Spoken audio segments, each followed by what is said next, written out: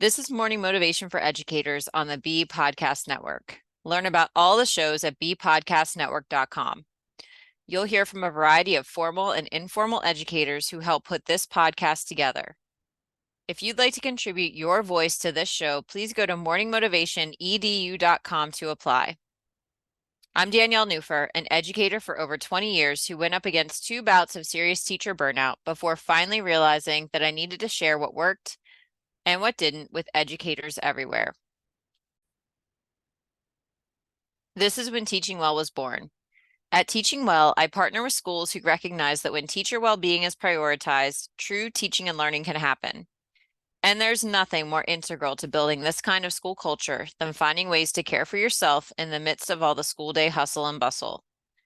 Building in these moments is what this show is all about and what I hope to bring to you each time I get the opportunity to speak with you here. So with that, let's begin. Today's morning motivation is our final week about waking up to wellness this school year so that the slide into burnout may be avoided. For the past few episodes, I've been doing a deep dive into the Teaching Well acronym for wellness. In this episode, we reach our final L, which stands with living for compassion.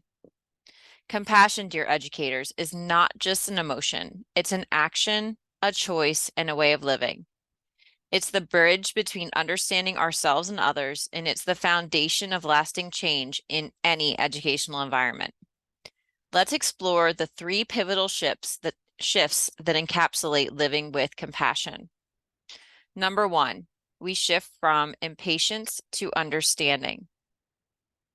In the rush of lesson plans, grading, and administrative tasks, it's easy to feel impatient, whether it's with ourselves, our colleagues, or our students. But imagine transforming that impatience into a deep understanding. It means recognizing that everyone is on a unique journey with their own set of challenges that deserves the time and space to grow. And this includes yourself. Shift number 2, moving from resistance to resilience. We've all faced challenges, moments of doubt or resistance to change.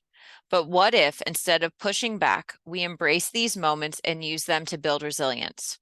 Resilience, the ability to bounce back and adapt, is cultivated when we meet adversity with a compassionate heart.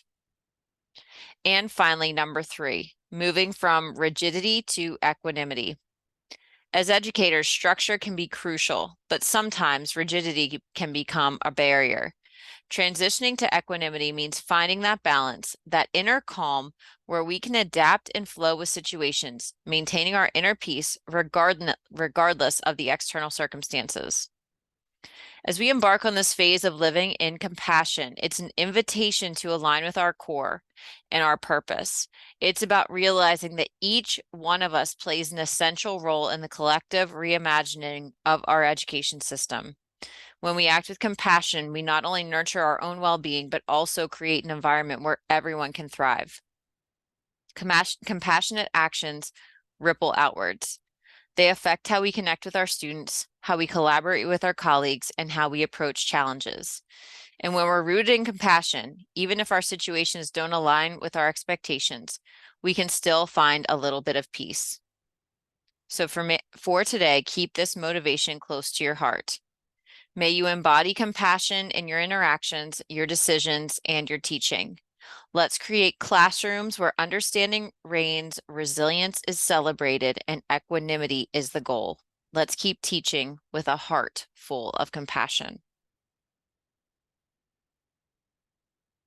If this morning's motivation resonated with you, I'd love to connect more. You can find all the different ways we can partner together at teachingwell.life. Thanks for listening. And whatever role you have in education, we have a podcast for you at bpodcastnetwork.com. Who among your friends and colleagues needs to hear this message today? Please share it with them right now.